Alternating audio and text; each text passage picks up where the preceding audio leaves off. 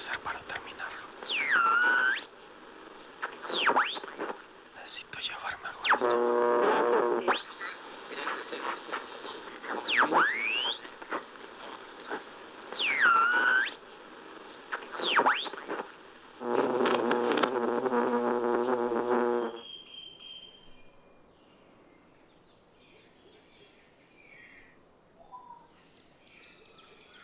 Estas tomas las estoy haciendo con mi cámara que acabo de sacar de la tienda de reparaciones.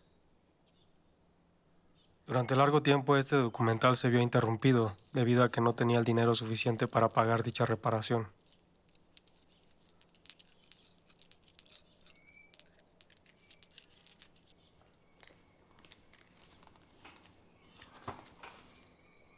Por medio de este documental, me dispongo a contar algunas de las cosas que he vivido para poder escribir un guión de largometraje sobre un maestro rural que desempeña su labor en la selva, cualquier selva de Latinoamérica.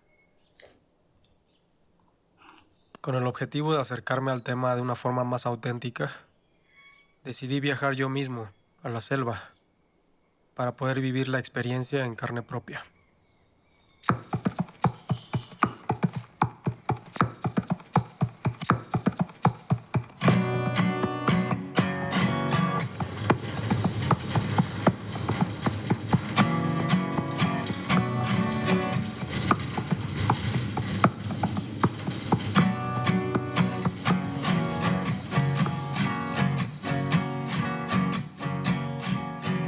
Desde aquí venía en el camión de pasajeros desde Jalapa por el istmo de Tehuantepec, la carretera que corta todo el istmo de Tehuantepec. Me llevó hasta Matías Romero. En Matías Romero llegué a la madrugada y ahí es donde tomé el camión que me llevaba por Luxpanapa. Luxpanapa antes era una selva muy extensa, ahora ya es un cúmulo de potreros, rancherías y así. Entonces todos los poblados de ahí que son rancherías se llaman con número. Y el último, casi el último de esos poblados se llama el poblado 10. Ahí es donde deja el camión. Y de ahí para llegar a los Chimalapas hay que agarrar una combi o una pick-up más bien, que te lleva hasta el poblado del Luchador, a la frontera con los Chimalapas. Ya comencé caminando con una mula que cargaba mochila y hay 3 a 4 horas caminando entre las sierras hasta llegar a San Antonio Nuevo Paraíso, donde comenzó mi travesía como maestro rural de Linea. Aquí es nuestro lugar de aquí. Eso fue en el 2009. Ahí es la selva más virgen que yo conozco.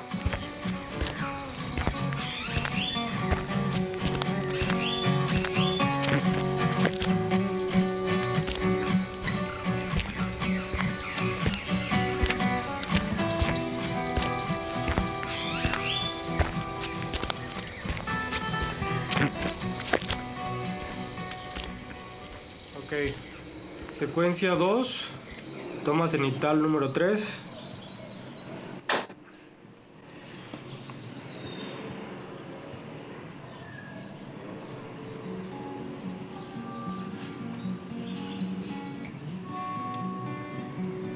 Llevo de escribir este guión, o de tratar de terminarlo, 8 años. Pasé en la selva tan solo 2 meses, pero me marcaron tanto que no he olvidado la experiencia.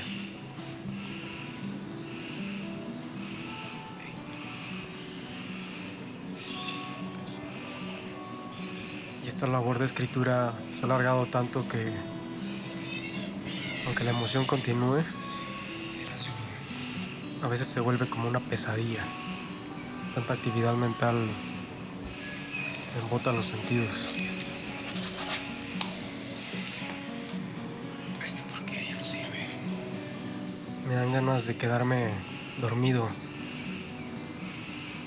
bloqueado. Entonces a veces hago cualquier cosa con tal de no enfrentar esta misión.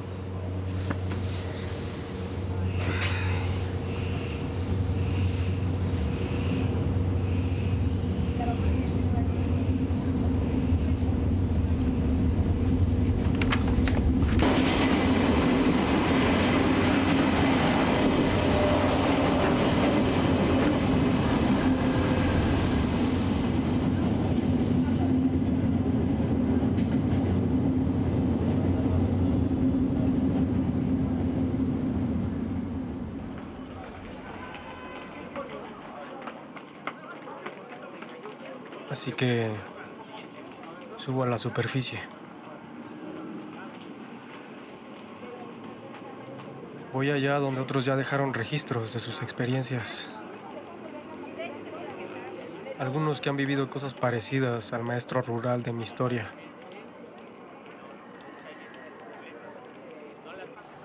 Misioneros, evangelizadores, los pioneros de la educación en los medios rurales de los años 1900 a la fecha.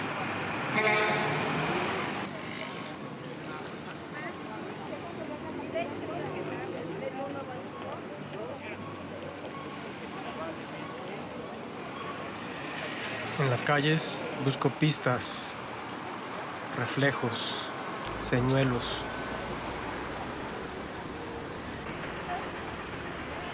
Necesito mover mi cuerpo, sentir que estoy haciendo algo físico, algo que me desafane de mi labor mental para relacionarme con el mundo de alguna forma.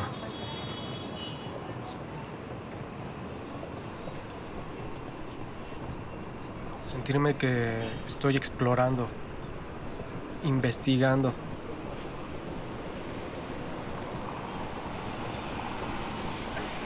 Sentirme inmerso nuevamente en una aventura. A veces pienso que nunca terminaré este guión.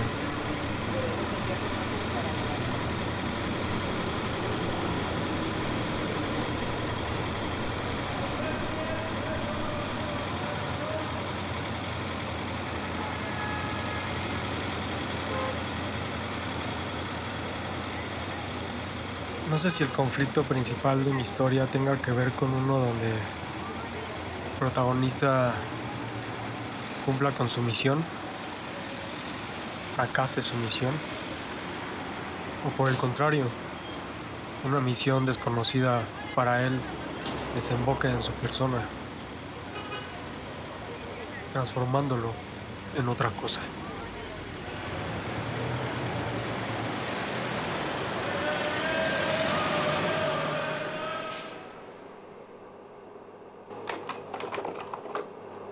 Cuando la semilla de esta historia comenzó a germinar en mí, yo vivía en este departamento. Al principio me alcanzaba para pagar la mitad de la renta, con lo que ganaba en mi empleo de asistente de producción en una serie. Después de todo un año de trabajar ahí y darme cuenta que 15 horas diarias durante casi toda la semana no me dejaban energías ni ganas de escribir absolutamente nada, decidí renunciar para poderme dedicar de tiempo completo a la escritura.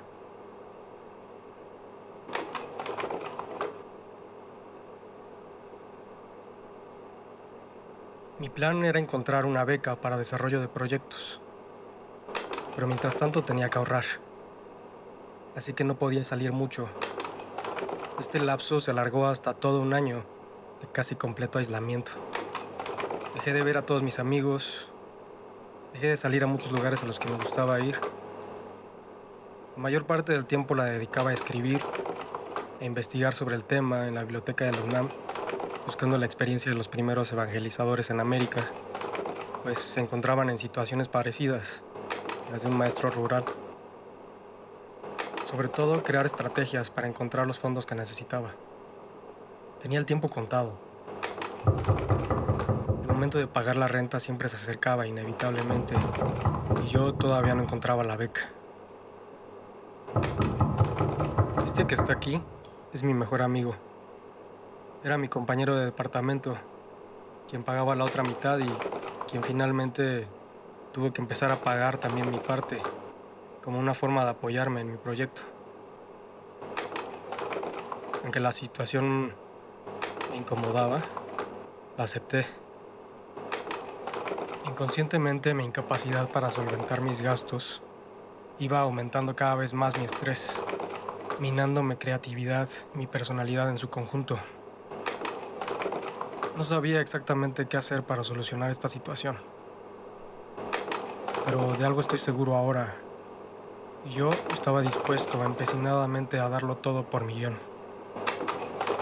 Estaba sacrificándome a mí mismo, a mis comodidades y a mi estilo de vida por lograr transmitir la historia de mi maestro rural.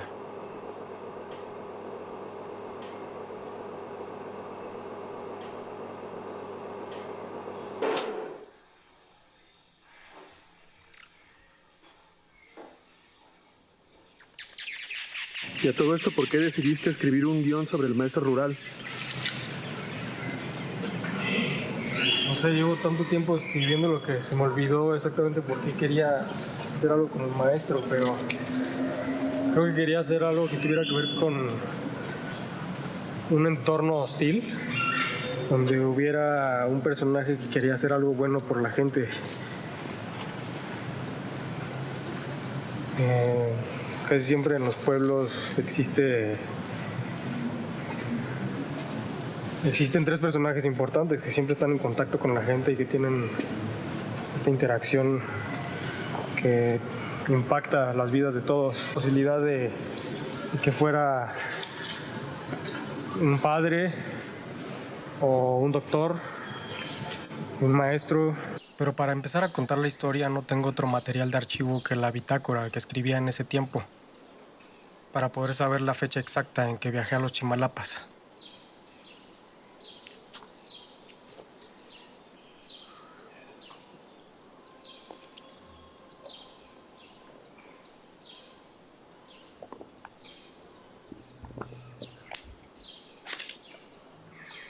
Aquí está, 31 de julio del 2009. Llegué ayer a las 3:30 de la tarde. Este es el boleto desde Jalapa, Veracruz a Matías Romero. Salí el 29 de julio del 2009 a las 18 horas. Llegué a las 4 de la mañana a Matías Romero. Lo primero que hice al llegar a la comunidad fue hacer un censo para saber cuántos libros me iban a dar en Ilinea, con los que iba a alfabetizar a mis alumnos. Está lleno de descripciones sobre mi día a día en ese lugar. Al leerlas recuerdo cómo los mosquitos me asediaban continuamente, haciendo mancuerna perfecta con el calor sofocante y húmedo que mantenía mi cuerpo en constante sudor. O las malditas hormigas que me quitaban el sueño en medio de la noche, caminándome por las piernas y demás extremidades. Todas estas pequeñas cosas, al juntarse, me hacían sentir como si me enfrentara a un monstruo gigantesco, pero invisible.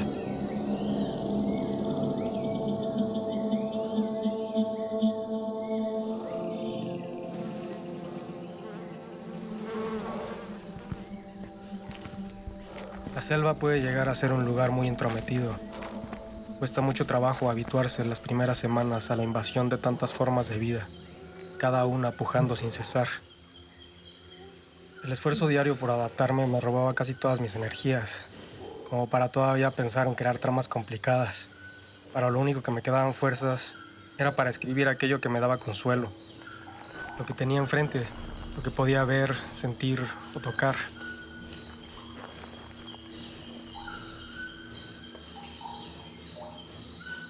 Uno podría pensar que la selva es el lugar idóneo para volverse un salvaje, pero ocurre lo contrario. La tierra y sus elementos constituyeron una fuerza avasalladora, perfecta para lograr amansarme.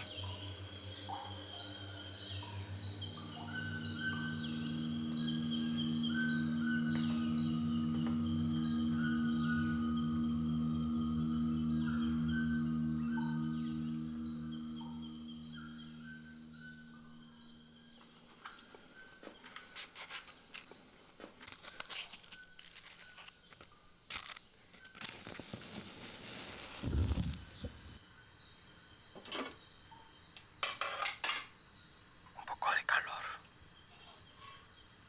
algo de comida. No sé qué voy a hacer para terminarlo. Necesito estar en contacto con algo de lo que yo tocaba cuando vivía en la selva.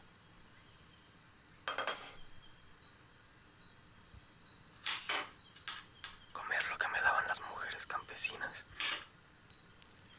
Desde entonces mi concepción de los sabores cambió.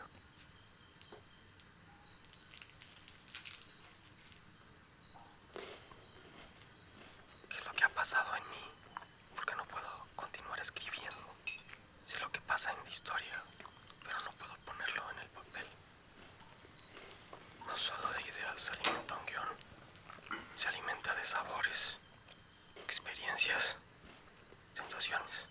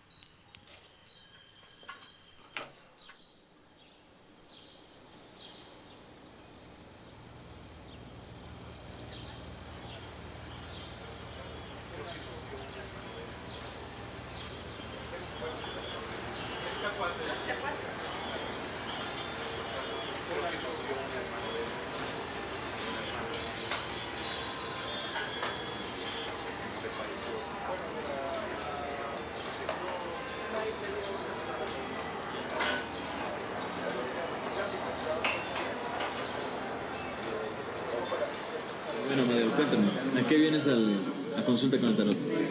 Pues es que llevo 8 años escribiendo un guión de ficción sobre un personaje que es un maestro rural que vive en la selva. Me fui a la selva a vivir 2 meses y a partir de esa estancia, pues mi vida tomó un rumbo donde todo tenía que ver con eso y me obsesioné al tal grado que me bloqueé porque tenía ideas muy estrictas de cómo debían ser las cosas y eso ya no me daba ningún rango de libertad para poderme expresar de ninguna forma. Y ahorita que empecé a hacer el documental me di cuenta de que pueden ser las cosas de manera diferente, hasta esa libertad me da más emoción, más... Entonces quería ver que a lo mejor a través del tarot se puede explicar un poco qué es lo que pasó en ese lapso.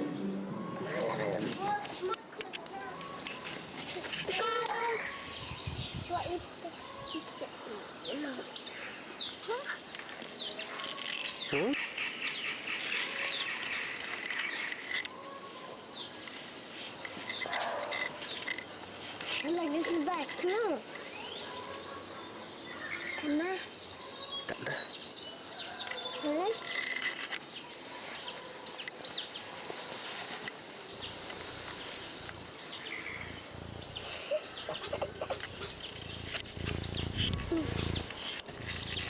Aku benci. Kenapa? Kenapa? No. Leave sana.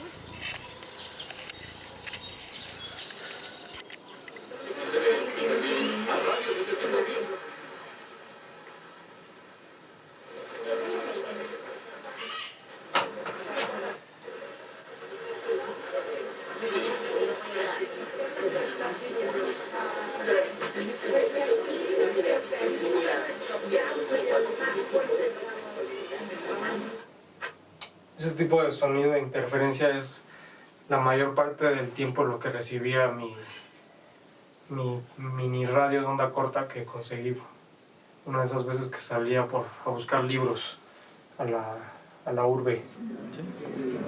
Pues vamos a ver qué nos dice el tarot, ¿no? Tenemos para abrir la papisa, ¿no? La papisa pues, habla como un periodo de acumulación, ¿no? Ella está de color blanco aquí, como puedes ver, que implica que no ha estado afuera, ¿no? Está metida en su libro, está metida en su trabajo interior y tiene un huevo acá, ¿no? Entonces va a estar buena esta tirada, pero voy a intentar revelarla así, carta por carta, para ir viendo qué aparece, ¿no? Porque finalmente este 2 de la papisa va haciendo un proceso de acumulación, de preparación y para dar este huevo que vamos a ver que... Es como un proceso de gestación. Exacto, sí, o sea, donde te aíslas pues del mundo para poder entrar en una dimensión de ti mismo que a ver hacia dónde nos va a llevar, ¿no? O sea...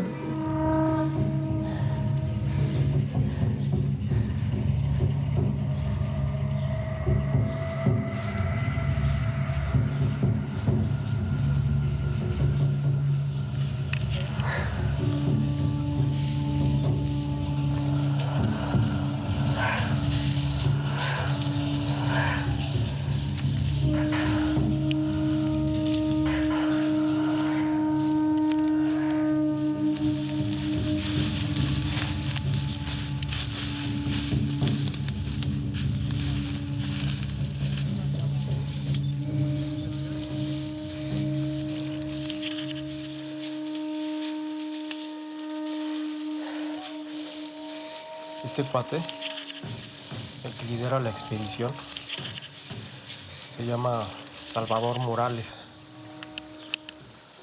Un día me invitó para que, junto con Roberto Ríos, documentáramos este viaje de misiones jesuitas al estado de Chiapas.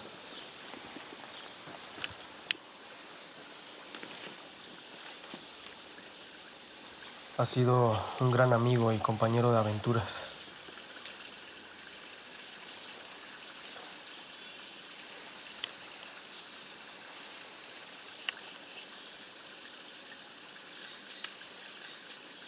Un día me reuní con él en un restaurante chiquito de tamales. trajo a un amigo suyo que acababa de regresar de una estancia de voluntariado en alguna parte de Centroamérica. Y obviamente salió al tema del proyecto que tanto me obsesiona. Al escucharme, recordó el libro que había estado leyendo durante su etapa de voluntario. Se llamaba Las venas abiertas de América Latina, de un tal Eduardo Galeano. No podía haber tenido más razón, pues en él se tocan exactamente los conflictos que vive mi maestro rural en su comunidad de la selva. Los monocultivos, la succión extranjera de los recursos en las tierras latinoamericanas, el deterioro del medio ambiente. Sus palabras me llenaron de nuevos bríos e inspiración para retomar mi proyecto y hacer este documental. Tanto así que he adoptado a Eduardo Galeano como mi ángel guardián. No hay nadie como él que yo haya leído, aparte del Luis Sepúlveda, que entiendan también las intenciones de esta película.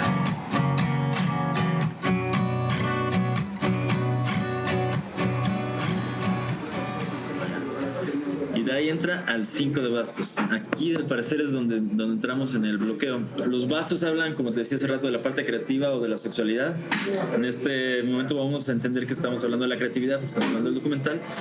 Y el 5 es un número que aparece cuando necesitas romper con la estructura, ¿no? Cuando necesitas ir más allá de lo que es estable para ti, de lo que es conocido, ¿no? Entonces el 4 pues, son las 4 patas de una mesa, ¿no? Es firmeza, es estabilidad.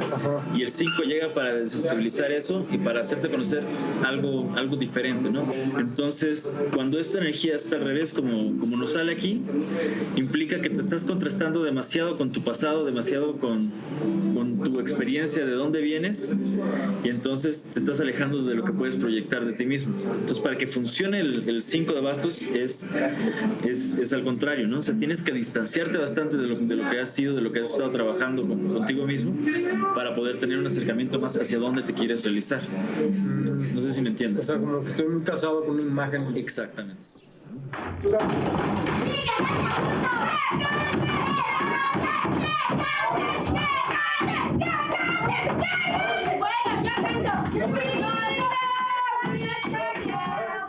Como una extensión de este proyecto, comencé a reunirme con amigos, ideando maneras para trasladar de la ficción a la realidad la obra comunitaria del maestro rural. ¿Qué habría hecho él de haber comenzado en la ciudad? De esas reuniones surgió un programa de desarrollo infantil a través de la creatividad que llamamos Niños Voladores,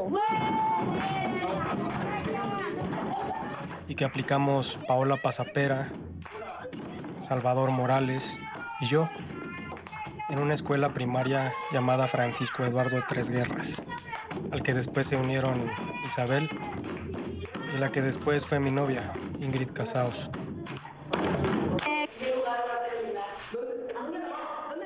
Mientras escribía y me adentraba en el mundo de la educación, me di cuenta que la creatividad debiera tener un papel primordial en el aprendizaje, pues por medio de ella es que uno puede vivir las cosas y las hace suyas.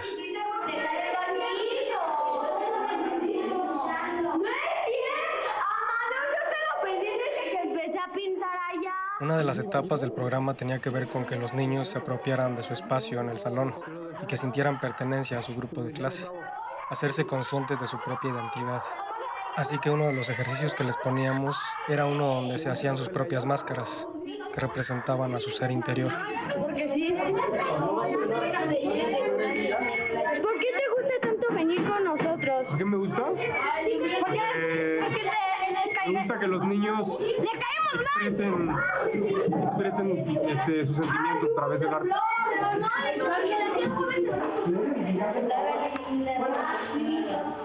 Uno de los deseos profundos que tiene el maestro rural en mi historia es el sentirse parte de algo más grande que él mismo. Le da muchísima satisfacción darse cuenta cómo los niños lo quieren tanto. Le retribuyen con mucho cariño todo el tiempo que él les dedica.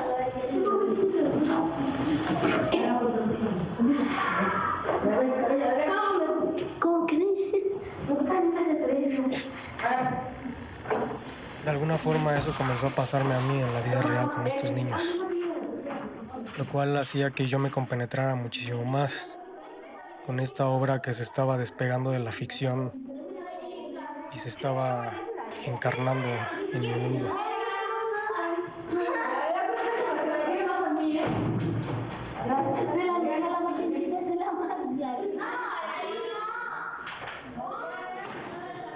Entonces, el carro aquí aparece como en la parte receptiva, aparece como una necesidad tuya de moverte donde estás. O sea, toda esta situación te está planteando un movimiento. El carro significa movimiento. El carro implica movimiento, pero no cualquier movimiento. Como tiene aquí las ruedas, las tiene así, ¿no?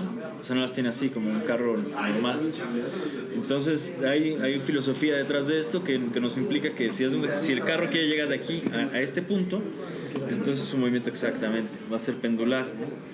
Y en ese péndulo vas adquiriendo en ese movimiento pendular vas adquiriendo la experiencia que tú requieres para que cuando llegues a tu meta realmente la disfrutes, ¿no? Entonces, quizás este proceso que tú estás sintiendo que hay como bloqueos o que no te están saliendo las cosas tan rápido como querías, es parte de este mismo camino que te está diciendo, a ver, necesitamos que te muevas para acá y que luego te muevas para el otro lado y que luego te muevas para el otro lado, y en ese vaivén vas adquiriendo el aprendizaje, la experiencia que tú necesitas para poderlo llevar a cabo.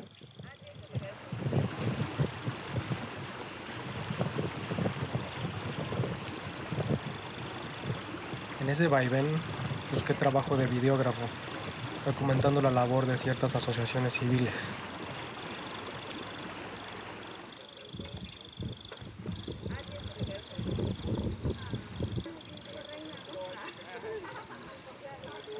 Más que por gusto, lo hacía por necesidad de comer, porque aunque no me satisfacía hacer los videos institucionales, era el camino que había decidido recorrer. A veces así pasa en las historias épicas también, o al menos así quiero creerlo.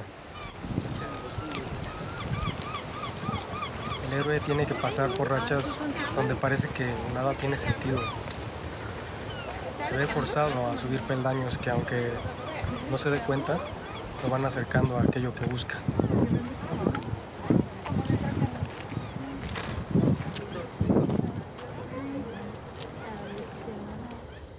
Por toda la devastación que hubo, enfocándonos en el tema forestal, que hubo en el siglo pasado, de extracción masiva de recursos forestales, en donde estaban concesionados a empresas transnacionales que no necesariamente tenían las mejores planeaciones para manejar estos bosques, porque hubo toda esa extracción, pues la política del gobierno ambientalmente fue como, bueno,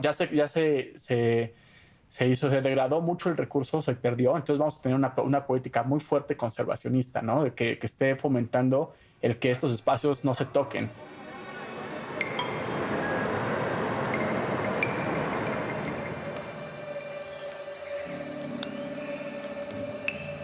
Recuerdo la primera vez que viajé a los Chimalapas. La impresión que me dio ver tantos caudales de agua pura.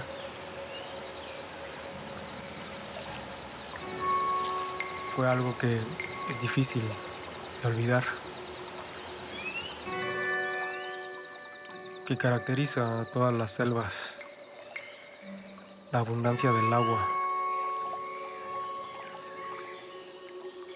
Pero si se empieza a deforestar la selva,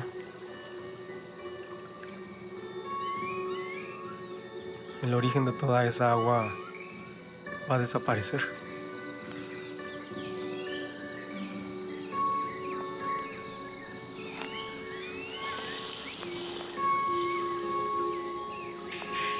¿Qué es lo que puede hacer el maestro rural en estos casos?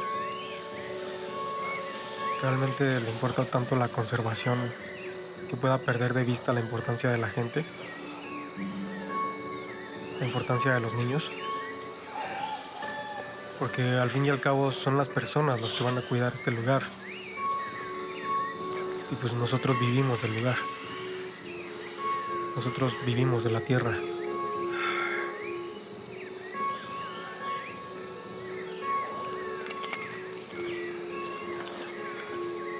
Una de las cosas que ha detenido la escritura de este guión es no poderme decidir entre si hacer un maestro conservacionista que se enfoca en el medio ambiente o concentrarme en un maestro cuya visión ve primordialmente el dedicarse a los niños, a la gente.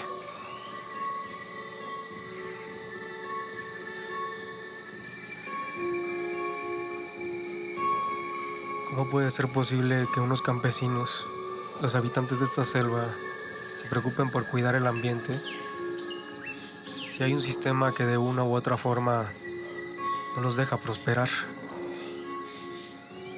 Si no tienen los suficientes recursos para proveerse a ellos mismos, ¿qué se van a andar preocupando por vivir en equilibrio con el entorno?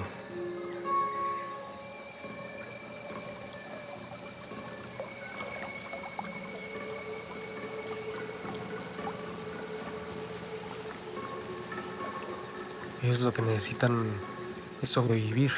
Buscan la manera de sobrevivir.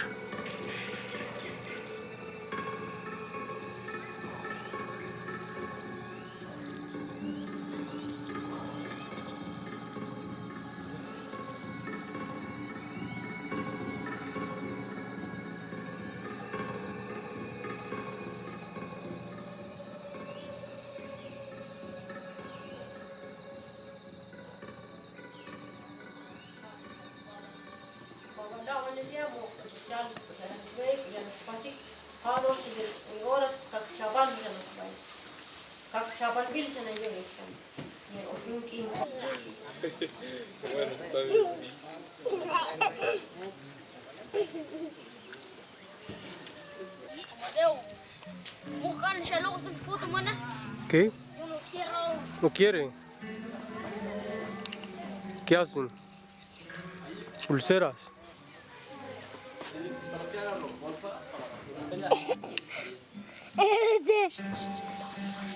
Hey, Griselda. Cosa abe. Ya, de loco, Gabriel. Tóxico.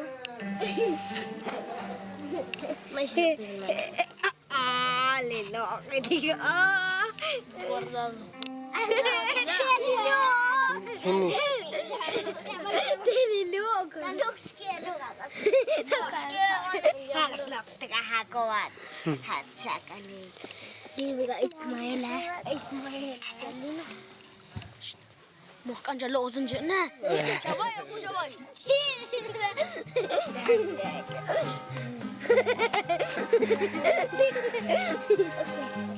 Kuziabi.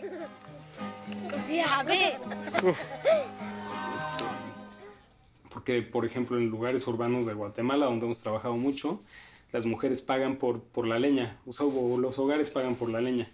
Y si la mujer empieza a ahorrar en leña, el esposo, que generalmente es quien trabaja, le va a decir, pues ya que estás ahorrando leña, te voy a quitar parte del dinero que yo te doy a ti.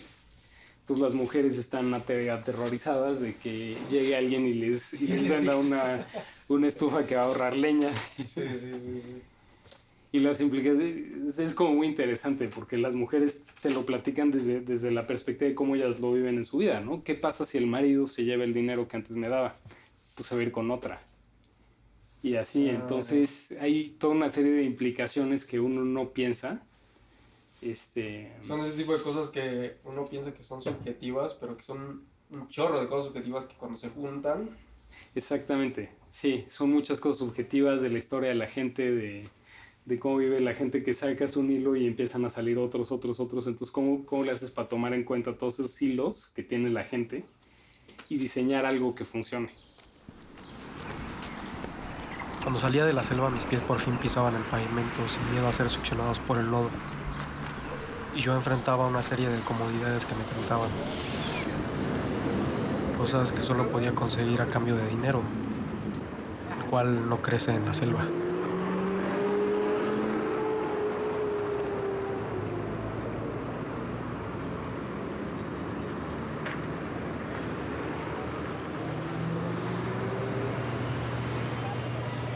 Ya en el supermercado, dichas tentaciones se materializaron en algo que resultó ser tan simple como los carbohidratos.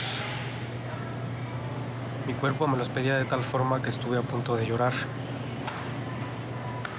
Era difícil una vez que había escogido cosas indispensables como el jabón, alcohol y curitas para aliviarme unas heridas producidas por la urticaria y la humedad.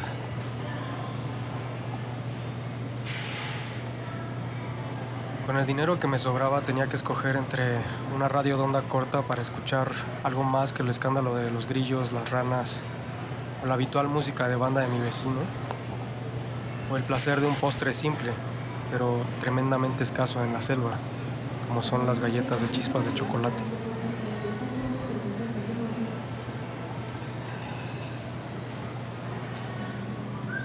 Pero en la parte activa está la templanza de cabeza, ¿no? La templanza es un arquetipo de sanación, ¿no? Es cuando está derecha, mira hacia su pasado con ojos amarillos y ilumina su pasado, ¿no? Purifica lo que la ha llevado a hacer a este punto, ¿no? Lo que te ha llevado a hacer este punto. ¿Cuando está a la derecha? Cuando está derecha, sí. Cuando está así. Cuando está así implica ansiedad. Ansiedad, porque es lo que viene. En vez de no está funcionando con la carga que podría funcionar, sino que está diciendo, bueno, ¿y cuándo? ¿Y qué va a hacer? ¿Y cómo lo va a hacer? Está entrando en este trabajo que a lo mejor no se ha entendido muy bien, que tú al hacer este proyecto, al ponerte como el maestro rural sin ser el maestro rural, tú estás haciendo un trabajo de purificación contigo mismo y con tu pasado. Algo estoy buscando yo en este maestro rural, que tiene tanto de mí, que tiene tanto de esta búsqueda, de este meterte en lo salvaje, ¿no? Lo salvaje tienes es tu inconsciente, ¿no? O sea, ¿qué podemos trabajar aquí adentro, ¿no? ¿Qué necesidades tenemos aquí que no hemos resuelto, ¿no? ¿Qué te ríes? No, pues me está haciendo muchísimo sentido. Me está emocionando. Cuando por fin logré comprarme mi radio de onda corta, que, o sea, costó como 99 pesos, ¿no? Pero en ese tiempo tenía 2,000 pesos al mes para vivir, entonces 2,000 pesos se te van así. Y aunque escuchara la música en un radio con una interferencia así de ese tipo, como la que se está escuchando ahorita, después de tanto tiempo de silencio y tanto tiempo de estar expuesto a los elementos de esa forma sin comodidad alguna. Y en ese tiempo, aunque ya me gustaba la música clásica, cuando escuchaba algo de música clásica ahí, era algo que me hacía elevarme.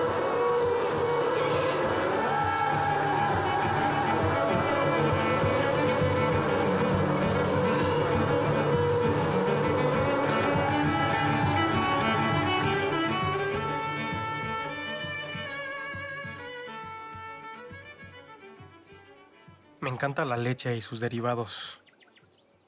Mis botas son de piel. Cuando estaba en la selva traté de acostumbrarme a caminar descalzo, pero mis pies no desarrollaron un callo tan fuerte como el de los campesinos que vivían ahí. Si yo hiciera como Javier, no solo tendría que dejar de comer carne, también tendría que dejar de ponerme zapatos o chamarras hechas con el cuero de esos animales que pastan en donde alguna vez hubo una selva. Se sabe que una de las causas principales de la deforestación en las selvas es el uso propagado del ganado.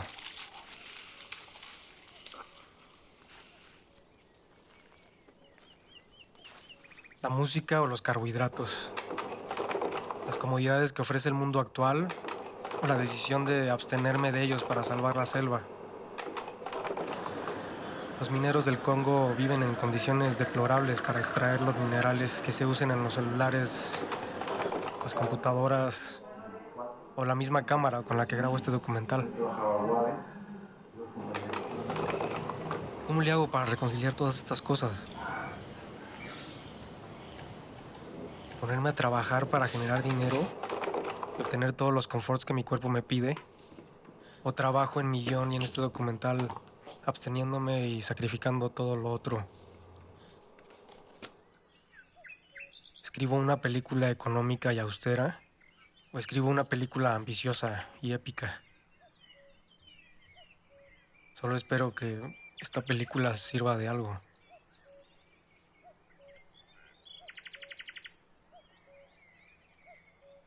También todos somos parte de esta esta ola, que no nos hacemos este stop, esta parada para concientizar la toma de decisiones. Cuando uno le pide a la gente soluciones, a lo mejor no han pensado en todo el abanico de soluciones que existen, ¿no? Entonces por eso es muy importante poner a la persona de centro,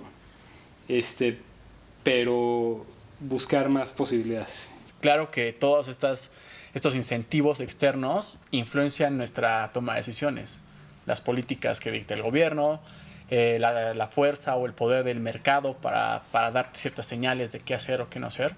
Pero finalmente todos tomamos esta decisión. Puede ser que para el campo mexicano esas opciones se habían visto pues, muy reducidas, ¿no? Entonces tal vez siempre la opción que se toma no es la más consensuada o la más pensada, concientizada, y pues más vas girando en una espiral que no te deja salir.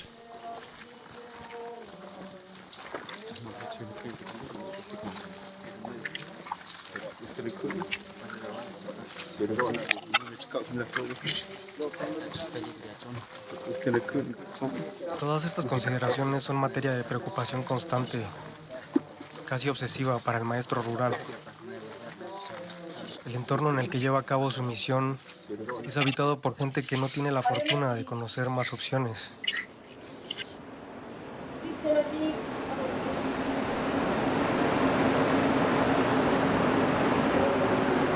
Él viene de un mundo en el cual es habitual estar en contacto continuo con las máquinas y siente que es su deber buscar las llaves que operan el sistema para garantizarle un futuro mejor a sus alumnos, para que puedan abrirse las compuertas y conozcan algo así como las palabras mágicas para mandar sobre los robots y que sepan cómo moverse, que conozcan los ritmos para volverse uno con la naturaleza.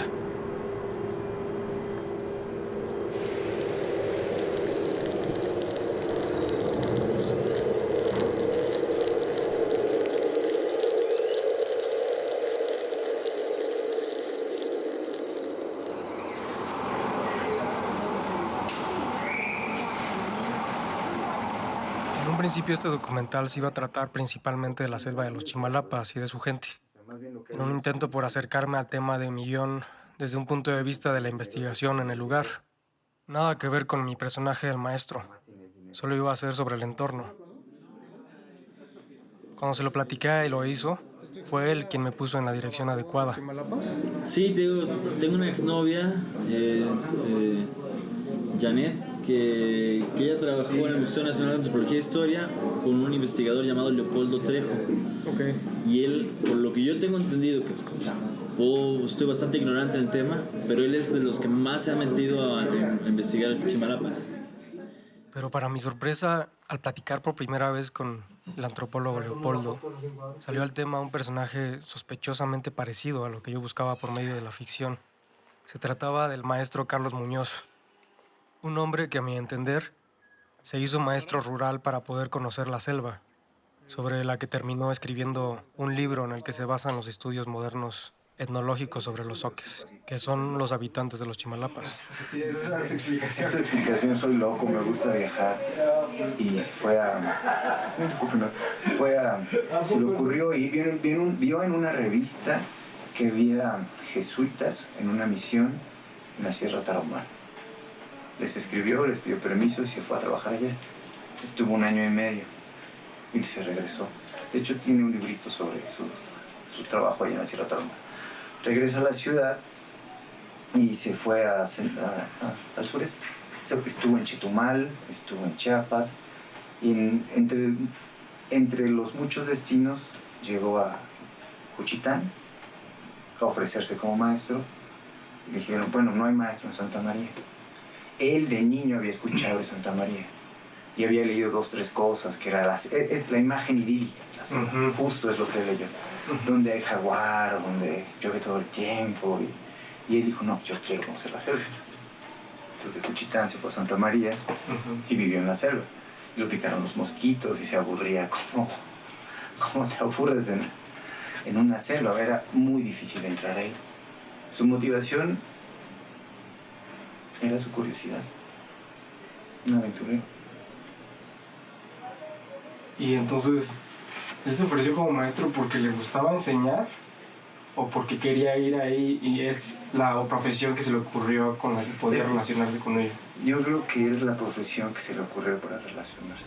Creo que el maestro me gustaba más porque era alguien que podía como relacionarse directamente con los niños y impactar el futuro de alguna forma, ¿no?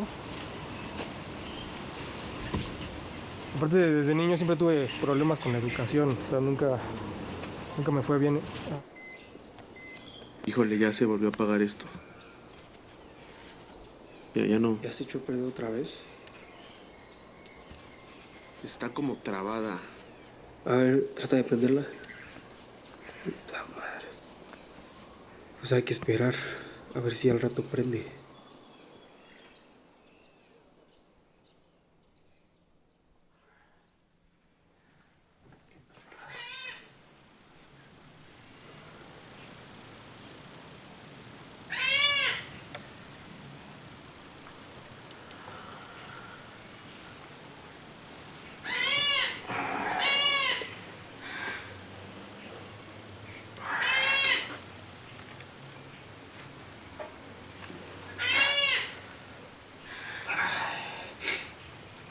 ¿Ya le vamos a seguir con el docu?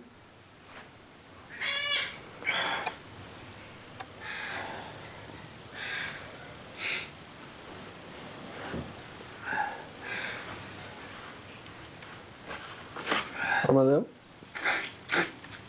¿Qué? ¿Ya le vamos a seguir con el docu o qué?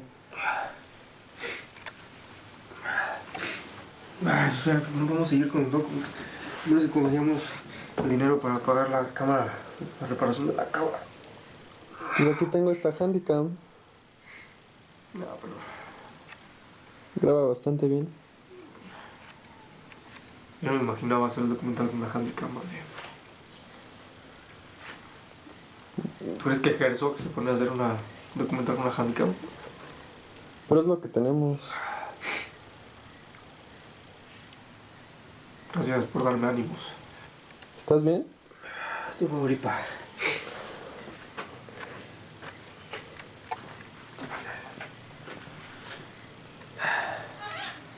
Ya deja de grabar, ¿no?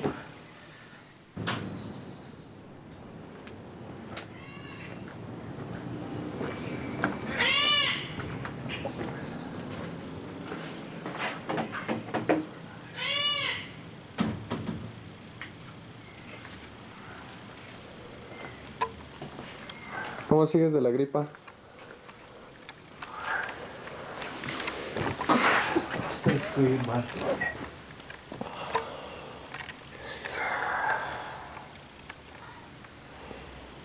¿No has mejorado nada? No.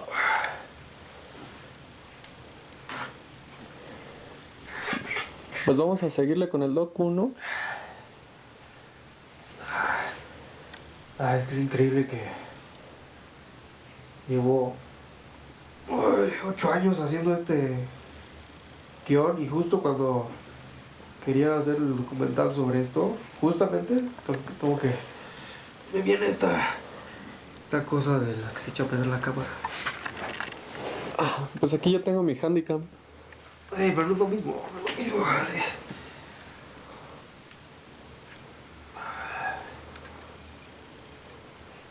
¿Estás bien, Amadeo?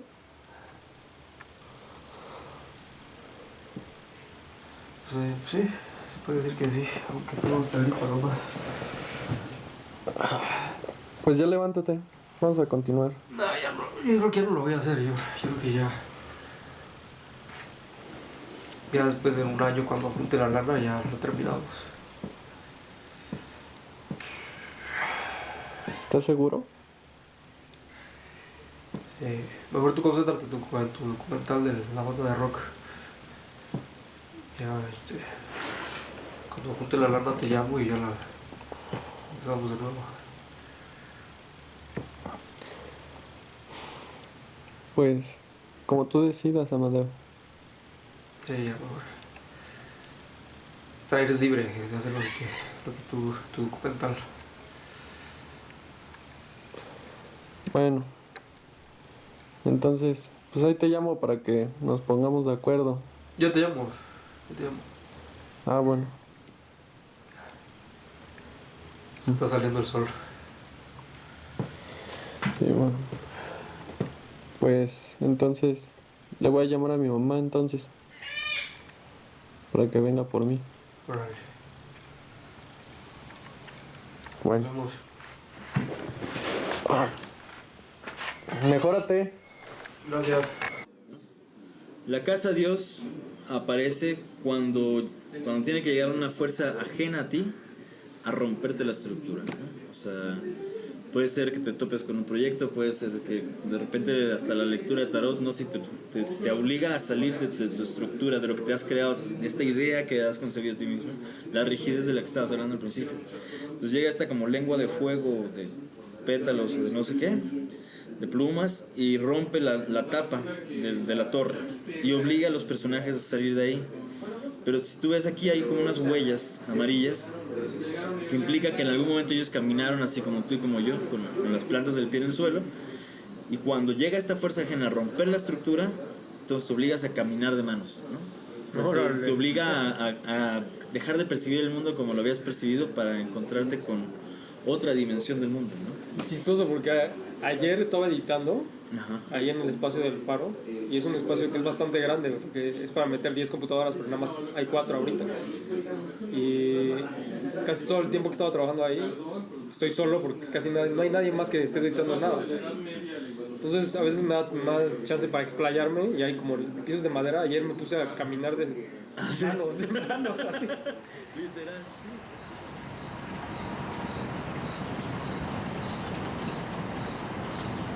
En verdad que sí llegó algo externo a mí a romperme toda la estructura.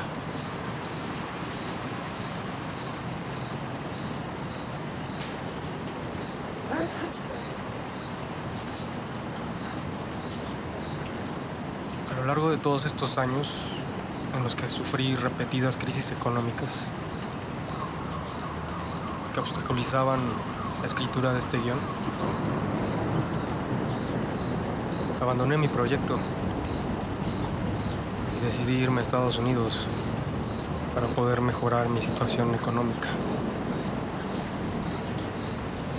Estuve un año allá trabajando, y algo que fue inesperado para mí es que al tener una forma más segura de poder solventar mis gastos, empezó a mejorar bastante mi panorama, mi sentimiento de la vida, mis expectativas.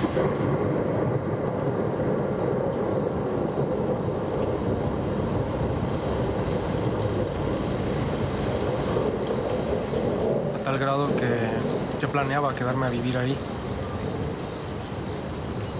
Iba a incorporarme poco a poco en la industria cinematográfica de allá, pero mientras tenía un empleo normal en un restaurante.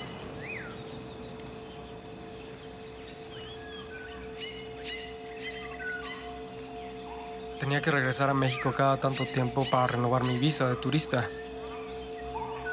Pero la última vez que regresé a Estados Unidos, la policía migratoria sospechó. ¿Por qué las estancias en Estados Unidos eran tan largas?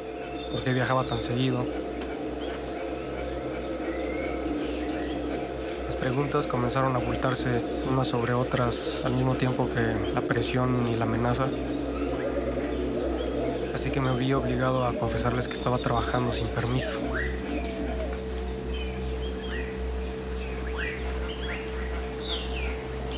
Todas mis expectativas y los planes que tenía invertidos cambiaron completamente en tan solo 5 minutos.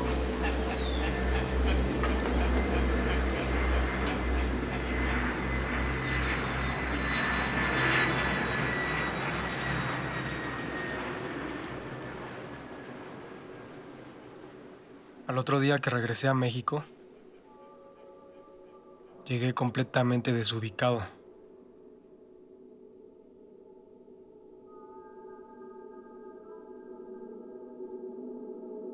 ¿Qué iba a hacer? ¿Qué iba a hacer de mí? ¿Regresar a lo mismo de antes? ¿A las deudas, a la crisis y a la depresión?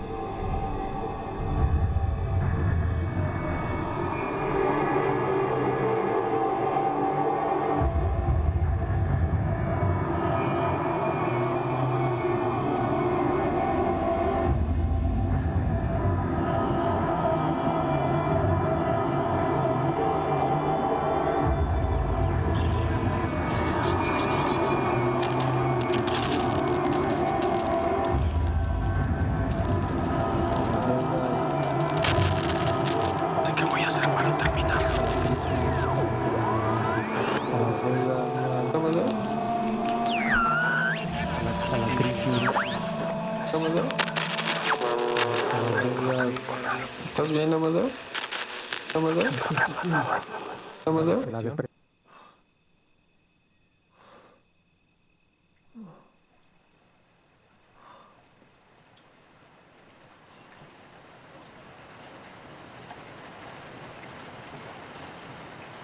Mi principal medio para transmitir todas las ideas de este documental, la vida se había encargado de quitármelo.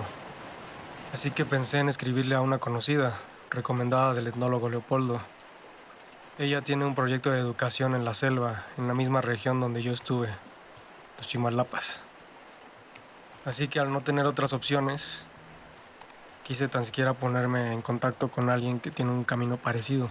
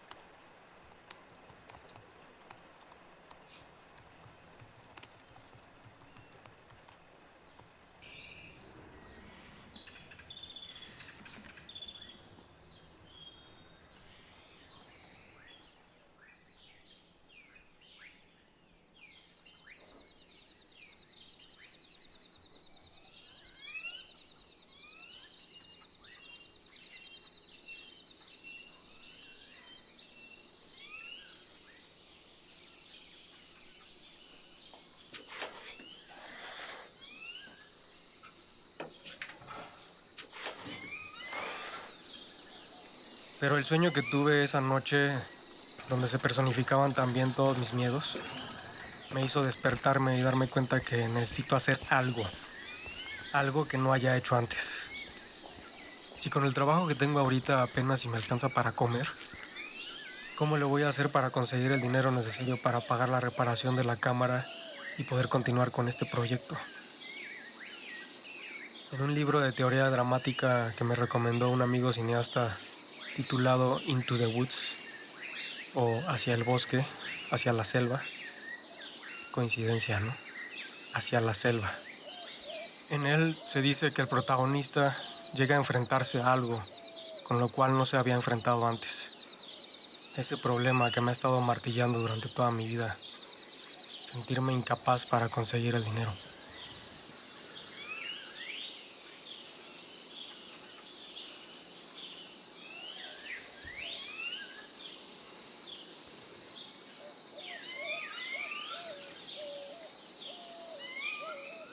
Y este es el reto.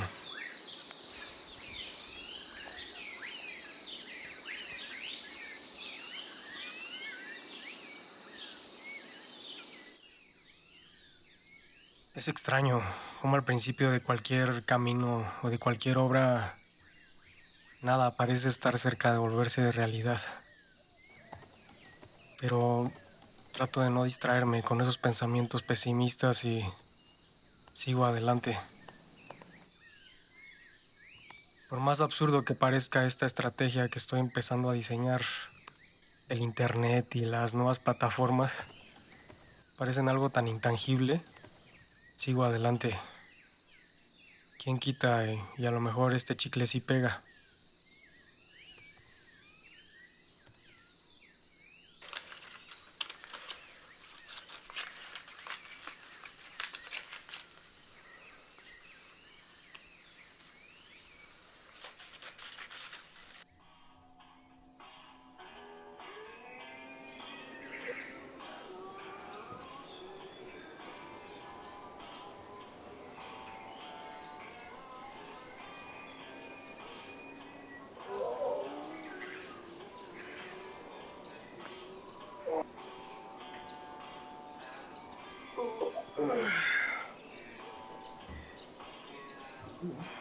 Sigo tratando de levantarme temprano, porque aunque no sepa si podré recuperar mi cámara, siento que tengo que hacer lo posible para seguir avanzando, aunque sea en el cuarto de edición.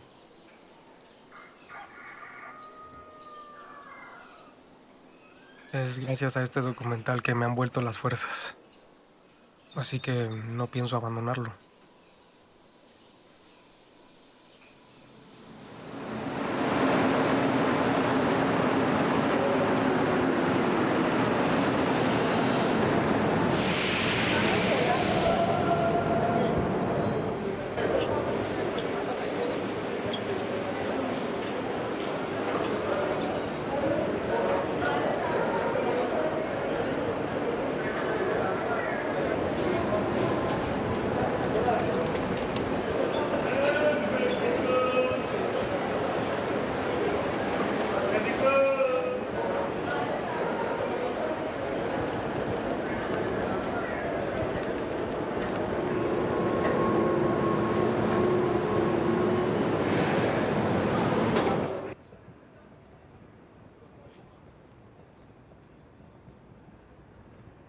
Este es el espacio del faro donde me prestan una computadora para editar. Es el lugar que le platicaba a Eloíso, donde me paraba de manos.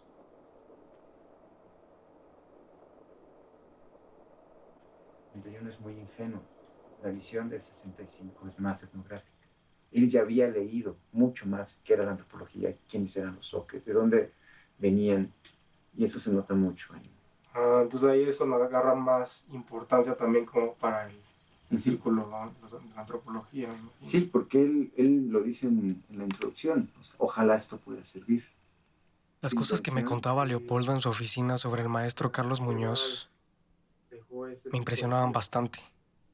Era como si me hablara de alguien a quien yo conocía, pero que nunca conocí.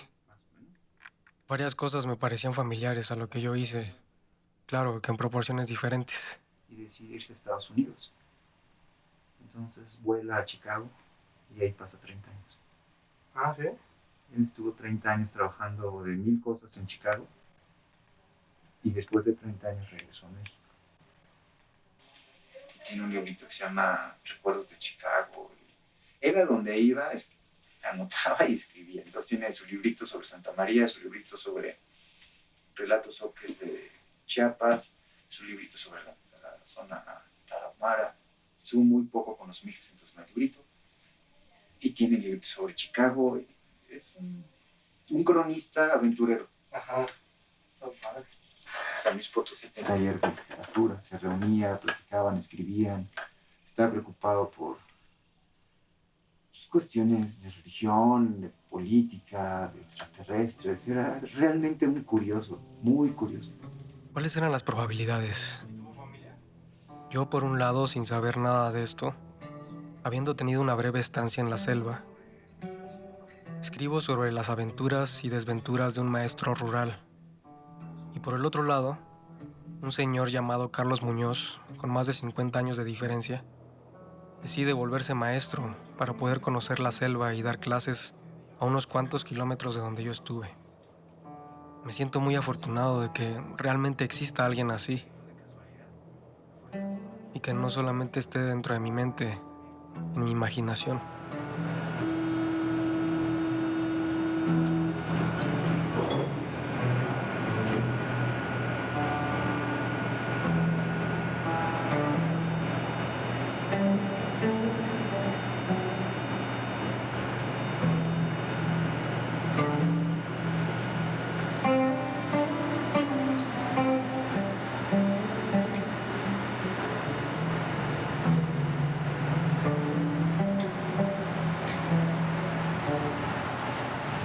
Escena 1, toma 1. Acción. ¿Qué hacemos o qué? ¿Se me pongo ahí? Sí, porque es que...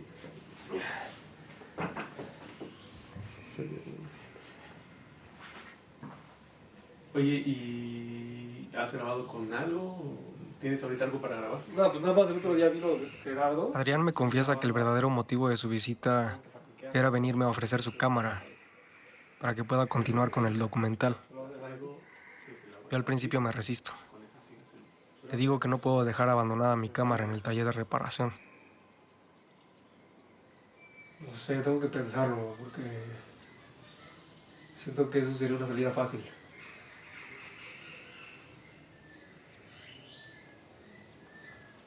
O sea, a lo mejor... Bueno, está bien, o sea, te puedo aceptar la cámara, pero con tal de que sea para documentar el proceso en el que estoy para poder recuperar mi cámara. O sea, sí.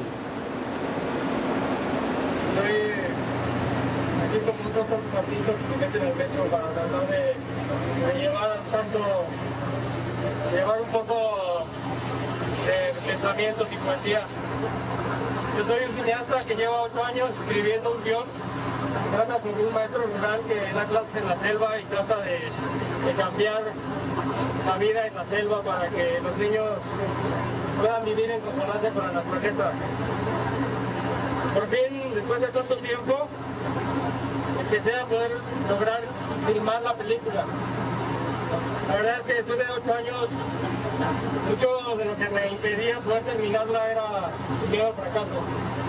pero ahora es un caso diferente. El caso de ahora es que la semana pasada cuando estábamos filmando, el fotógrafo estaba trepado en un árbol cuando estábamos filmando en la selva y se cayó, la cámara se echó a perder. El fotógrafo salió ileso, pero la cámara se descompuso.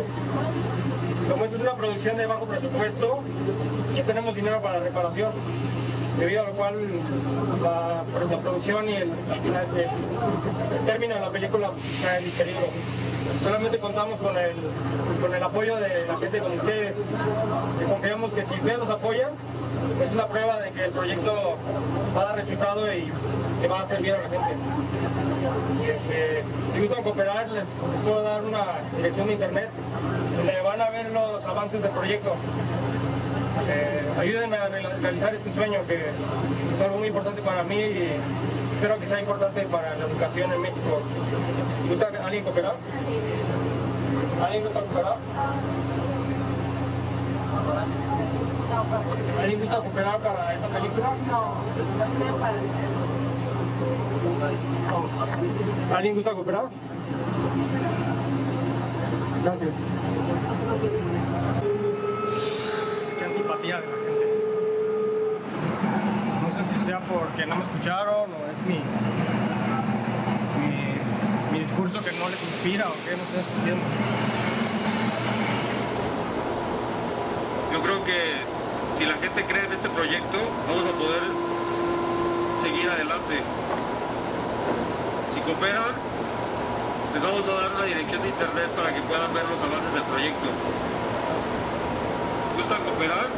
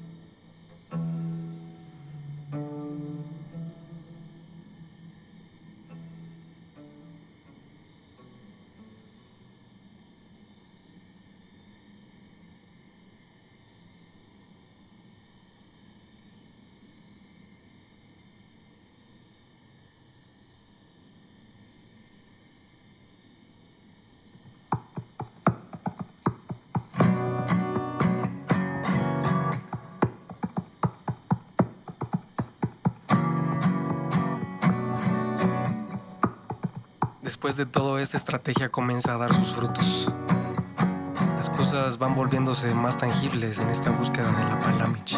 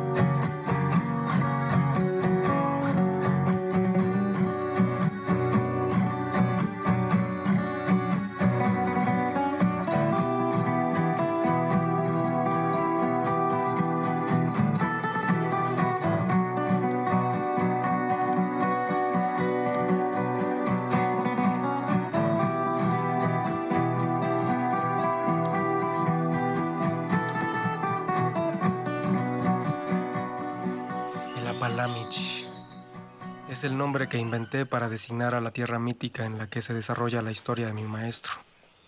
Naxcopac o Nazacopac, cabeza de la tierra del mundo, considerada una antigua deidad o el mero patrón de la tierra. Representa las selvas de Latinoamérica. Es como mi versión ficticia de los Chimalapas.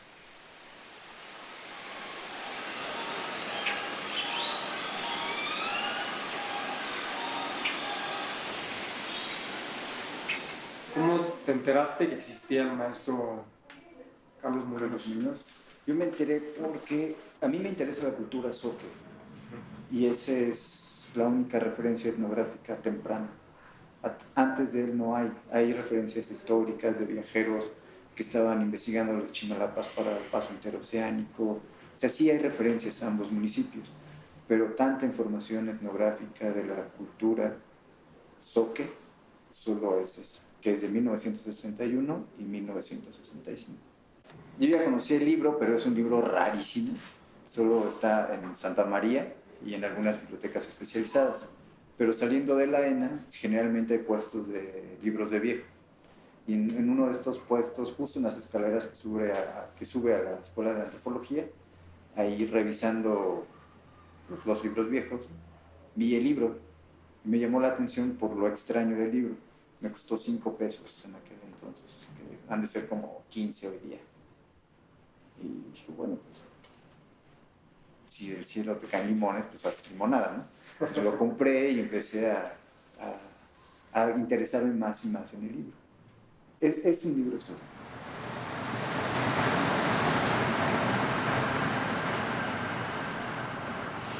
Empiezo a pensar que puedo juntar dinero no solo para reparar la cámara, sino también para viajar a San Luis Potosí y poder conocer por fin a Carlos Muñoz. Ya me imagino todas las anécdotas que me puede platicar.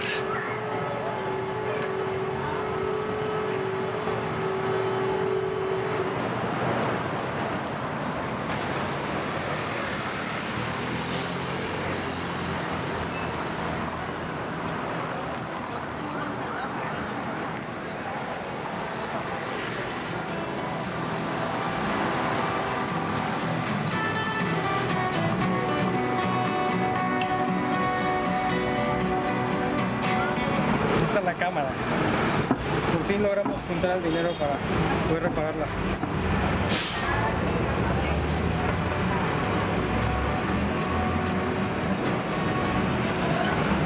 Ahora pues, a filmar.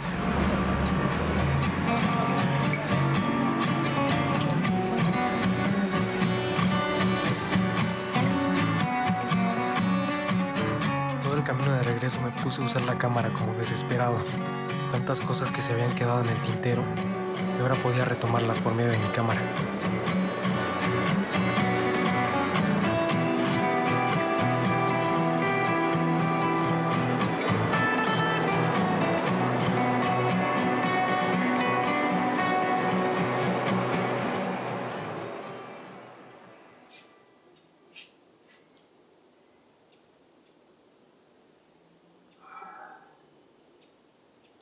Hola, Leopoldo. Hola, ¿cómo estás? Hola, Mateo. Le hablé a Leopoldo para platicarle de mis intenciones de ir a visitar a Carlos Muñoz a San Luis Potosí. Había dudado, pues llevaba semanas internado en el hospital. Un abrazo. Adiós.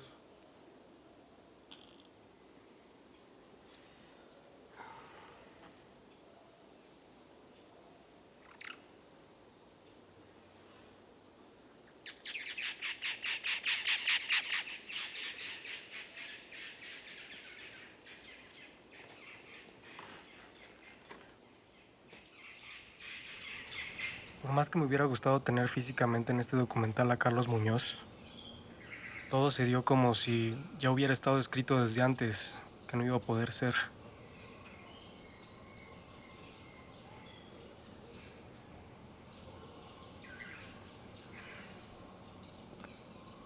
Aunque cabe la posibilidad de que su espíritu, de alguna forma, me hubiera estado guiando.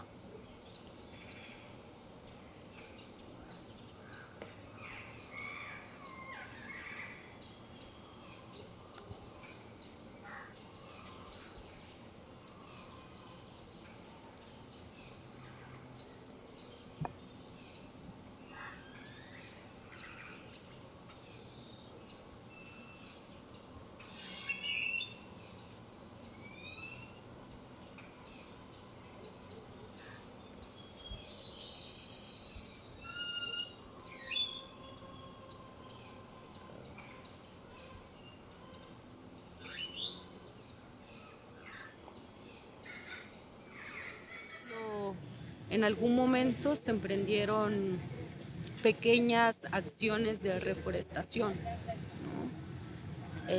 Llamando a los niños a ir a sembrar árboles simplemente, o a personas más adultas, a jóvenes, a ir a dar su tequio, digamos. Eso me parece una forma muy inmediata, muy concreta, muy local, ¿no? De fortalecer o de recrear un proceso educativo que nace desde la misma realidad de la comunidad, del pueblo, y que a su vez responde, ¿no? O sea, es como una relación mutua, digamos, ¿no? La formación del joven, del niño, la formación educativa, no solo como un ente individual, sino como parte de la misma comunidad, porque si planteamos una educación como una posibilidad de vida, ¿no? En el amplio sentido, ¿no? De una vida digna, digamos, ¿no? Pues la comunidad debe ser el marco, pues, en el que se puede ejecutar esto, porque ha sido la misma comunidad o el sistema social de la comunidad, digamos, lo que ha permitido nuestra existencia hasta estos tiempos.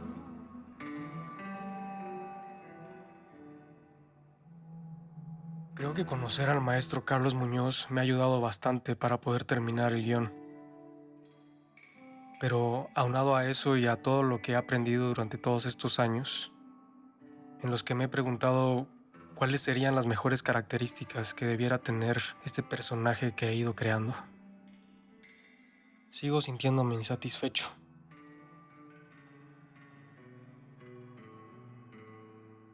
Poco convencido, como si nada de lo vivido me hiciera capaz de crear un maestro rural perfecto.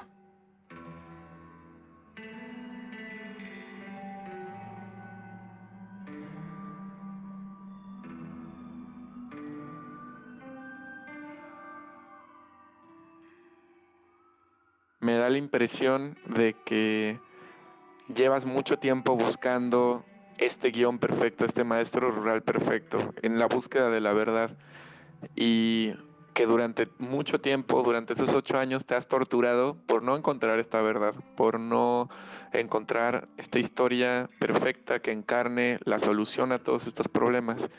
Y yo lo que te diría es, no te castigues por no encontrarlo, porque es una historia que parece estar dispuesta a no terminarse, porque es la búsqueda del ideal, y a veces el ideal no es importante llegar a él, sino lo importante es que un ideal te mueva. La verdad absoluta nunca se podrá transmitir a través de una película, pero puede servirnos como un punto de referencia. una estrella en el firmamento hacia la cual crear un camino para ir en pos de una búsqueda.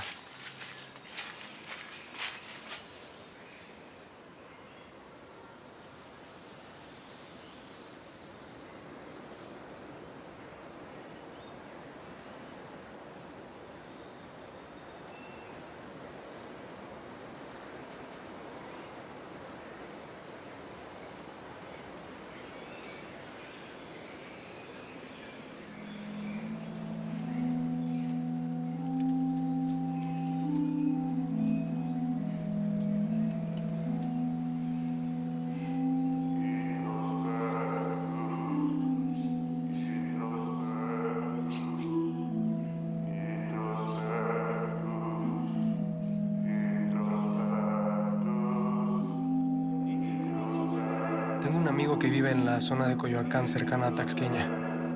Hubo algún tiempo en que viví en esa casa. Cuando caminaba por esa zona me encontraba con varios indigentes. Uno de ellos me llamaba especialmente la atención, porque en ocasiones se ponía a hablar a gritos como si estuviera predicándoles a la gente que pasaba por el puente.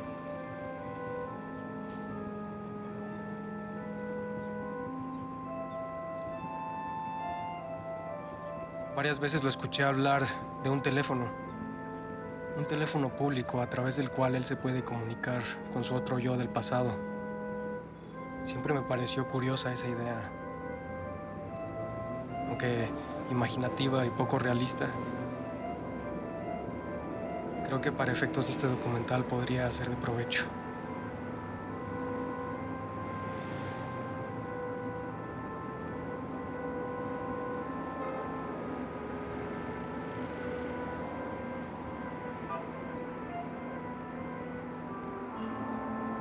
Así que fui a hablar con él y le pregunté, ¿dónde está ese teléfono? ¿A qué teléfono se refiere?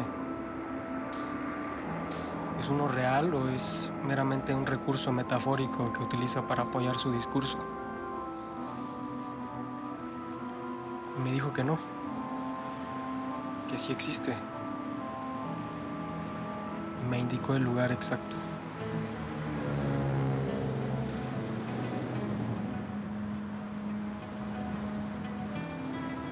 En una de las esquinas de Calzada de Tlalpan, al pie de una de las escaleras que comunica con la segunda estación del tren ligero.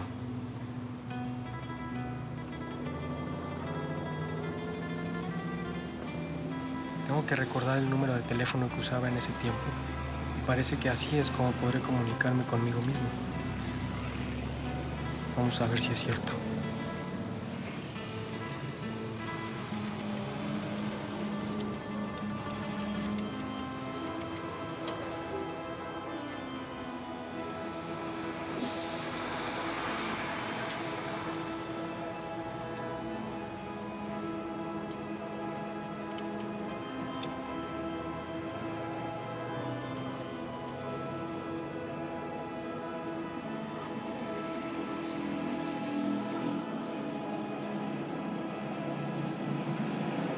Bueno, ¿qué onda, Amadeo? ¿Cómo estás?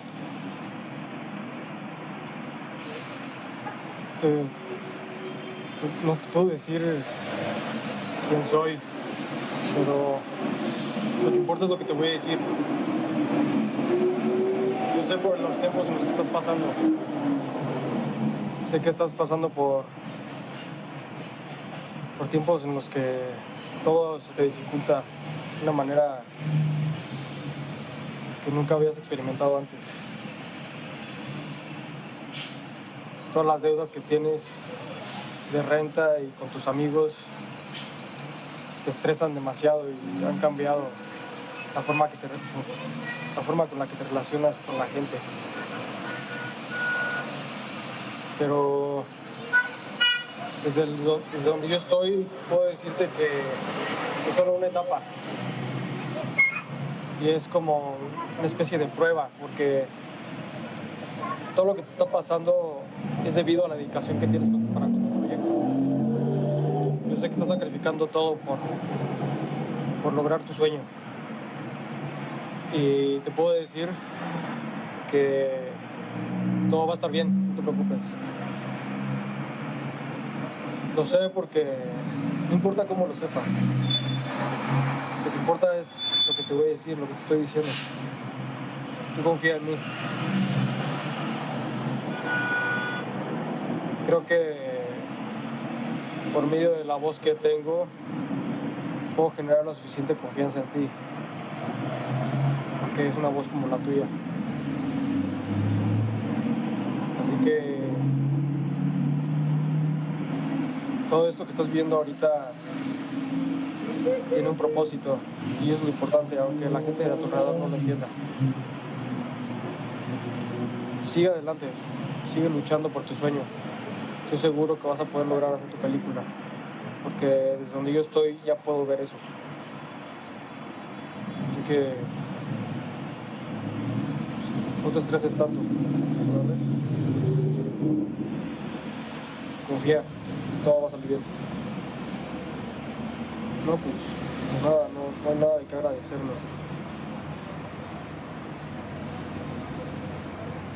Me da gusto escuchar tu voz. Que estés bien. Te mando un abrazo.